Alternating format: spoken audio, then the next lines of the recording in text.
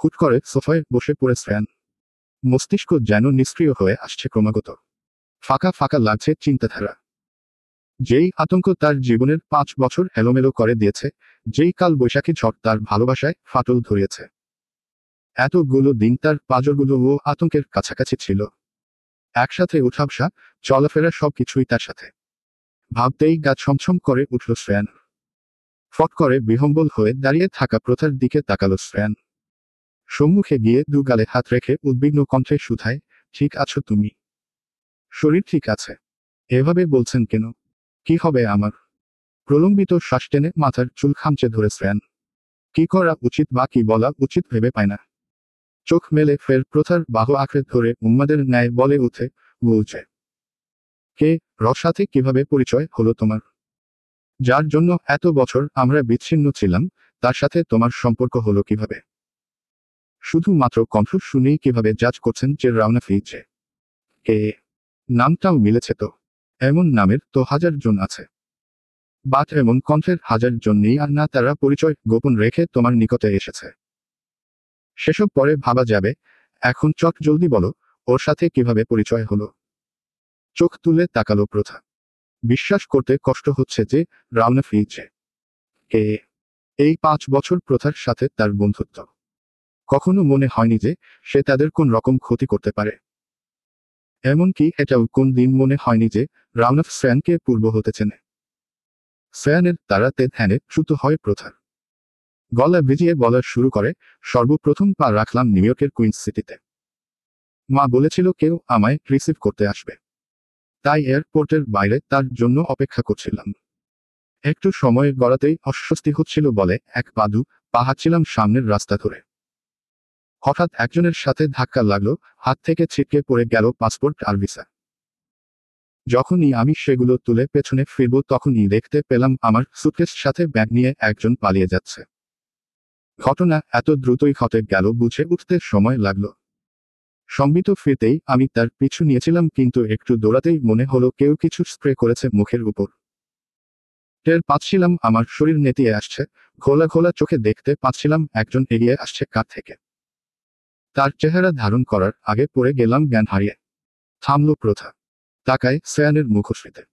তার চেহারা দেখে অভিব্যক্তি বোঝা যাচ্ছে না। মুখটা কেমন কাঠিন্যতায় চেয়ে গেছে ক্ষণকালের ব্যবধানে। চোয়াল শক্ত করে বসে আছে, দৃষ্টি নিক্ষেপ করেছে সাদা ফোকা ফোকা ফ্লোরের দিকে। প্রথার গলা না পেয়ে মাথা তুলল শ্রেয়ান। জানতে চাইল এর পরের ঘটনা। দীর্ঘ শ্বাস ফেলে প্রথা আবারও বলতে শুরু করে, জ্ঞান ফিরে নিজেকে হসপিটালে পাই। অপরিচিত পরিবেশে অপরিচিত মানুষজন। ভয়ে জেকে বসেছিল অজানা। হঠাৎ খরা ধরা রোদ্দুরে এক পশলা বৃষ্টির মতো কেবিনে প্রবেশ করল রাওনা। পরে জানতে পারলাম আমাকে হসপিটালে অ্যাডমিট করিয়েছে। কথা হলো জনের মাঝে টুকটাক।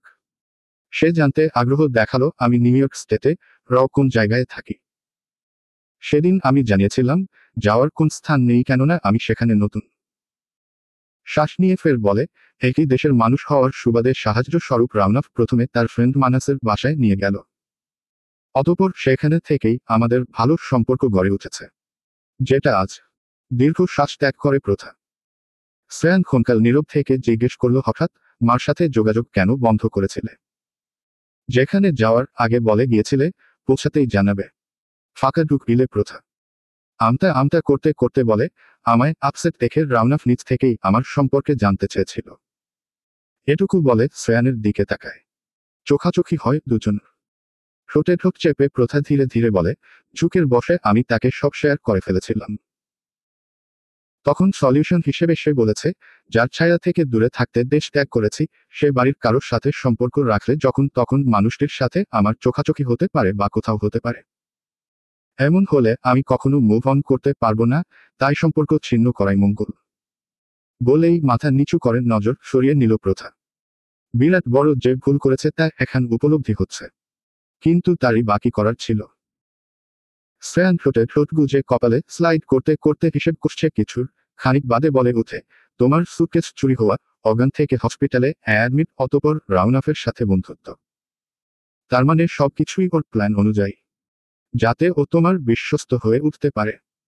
আর তোমার সাথে আমার কিংবা পরিবারের সমস্ত যোগাযোগ বিচ্ছিন্ন করতে পারে। হম্বিতম্বি করে শ্রেয়ানের নিকটে যায় প্রথা। উসখুস ভঙ্গিতে তাকায়। নির্বোধ চেয়ে বলে, এসব করে ওর কি লাভ? জানি না, বলেই শ্রেয়ান চায় অস্থির চোখে।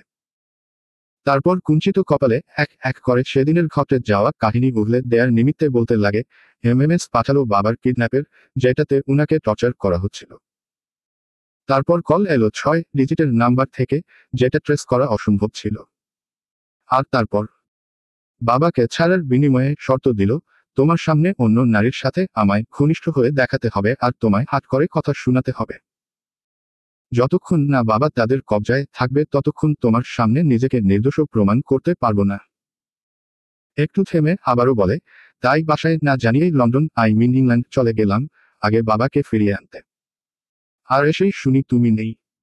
কথা বলতে বলতে টি টেবিল থেকে গ্লাস নিয়ে খপ করে চেপে ধরল শ্রেয়ান। চোয়াল শক্ত হয়ে আছে তার। কপালের দুধারের রগ ফেপে ফেপে উঠছে। জোরে শক্তি প্রয়োগ করার ফলে তৎক্ষণাৎ ভেঙে যায় স্বচ্ছ কাচের গ্লাসটি। খটখটে এক অদ্ভুত শব্দের ঝংকার উঠে ড্রয়িং রুমে। আতকে উঠল প্রথা। অল্পক্ষণ হতভম্ব চেয়ে থেকে দ্রুত হাত টেনে নেয় নিজের কাছে। টপ টপ করে রক্ত ঝরছে হাত থেকে। আটকে থাকা নিঃশ্বাস ছেড়ে হাত উপরে তুলে ধরে প্রথা। ভালোবাসার মানুষের শরীরে আঘাত লাগলেই তা বিপরীত জনের হৃদয়ে রক্তক্ষরণ সৃষ্টি করে, কথাটি যেন চরম সত্য। যা পরিলক্ষিত হয় প্রথার ক্ষেত্রেও। রমণীর চোখের কোণে অশ্রু জমে উঠেছে শ্রেয়ানের হাতে রক্তের বিনিময়ে। দুহাতে শ্রেয়ানের হাত আগলে নিয়ে অশ্রুসিক্ত নয়নে তাকিয়ে থাকে তার দিকে। শ্রেয়ান নিজেও দেখে যায় শীতল দৃষ্টিতে। কিছু সময় অতিবাহিত হতেই আচমকা প্রথাকে শক্ত করে জড়িয়ে ধরে শ্রেয়ান।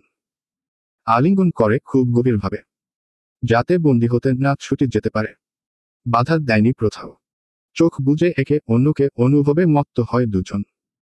শ্রেয়ান উদ্গ্রীব গলায় বলে, আমার কাছ থেকে তোমায় বিচ্ছিন্ন করতেই ওর এত প্ল্যান। যেদিন থেকে তুমি চলে গেলে, যেদিন থেকে ওর কোন পাত্তা নেই। আর যে জীবনে তুমি ফেরত এসেছো সেখানে ও নিশ্চয়ই কিছু না কিছু করবে। প্লিজ আমায় ভুল বুঝো না। একবার হারিয়েছি, দ্বিতীয়বার সহ্য করতে পারবো না কিন্তু। ডুকরে উঠে প্রথা। কান্নারা দলা পাকিয়ে আসছে যেন। আটকানোর বৃথা চেষ্টা করতেই গলায় বিঁধে যেতে চাইছে। ক্রন্দনরত গলায় বলে, আমাদের আলাদা করে ওর কি লাভ? তা তো জানি না, কিন্তু জেনে নেব খুব শীঘ্রই। আর কখনো আপনাকে অবিশ্বাস করব না। মনে থাকে যেন। দুজনের কথার মাঝে ফোন বেজে উঠল শ্রেয়ানের।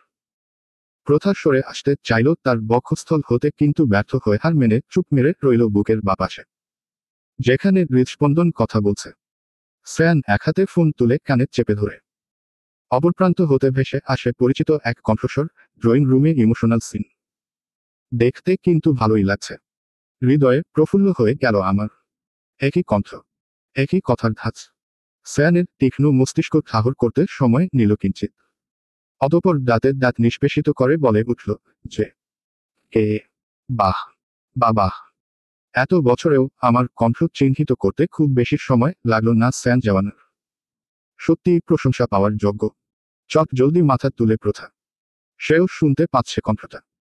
এতক্ষণ মনের মাঝে কোথাও না কোথাও ভরসা ছিল যে হয়তো রাউনাফকে চিনতে শ্রেয়ানের ভুল হয়েছে। কিন্তু এখন মনে হচ্ছে প্রথা নিজেই ভুল। এই কণ্ঠের অধিকারী রাউনাফ ছাড়া দ্বিতীয় কেউ নয়। অদ্ভুত নয়নে শ্রেয়ানের উদ্দেশ্যে চেয়ে থাকে রমণী। মস্তিষ্কে বিচরণ করছে একটি প্রশ্ন, রাউনাফ কিভাবে জানল যে তারা ড্রয়িং রুমে? এই বাসায় তো অনেক দূর, ও তো বিদিতেও নেই। তাহলে? শ্রেয়ান বুঝে নিল প্রথার চোখের ভাষা। ঠোঁট বেঁকিয়ে থাকল ক্ষণকাল। অতপর যে কে জবাব দিল, শ্রেয়ান জওয়ান সব কিছুতেই প্রশংসার যোগ্যতা রাখে। হো, আমিও তাই বলছিলাম। তাচ্ছিল্য ভরা কণ্ঠ। শ্রেয়ানের হাতে ভাঙা গ্লাসের অর্ধেক টুকরো তখনও আঁকড়ে ধরা। রক্ত রাঙা হাতে সেটাকে এদিক ওদিক দেখতে লাগলো, তাকে বড্ড নির্বিকার দেখালো সেই সময়।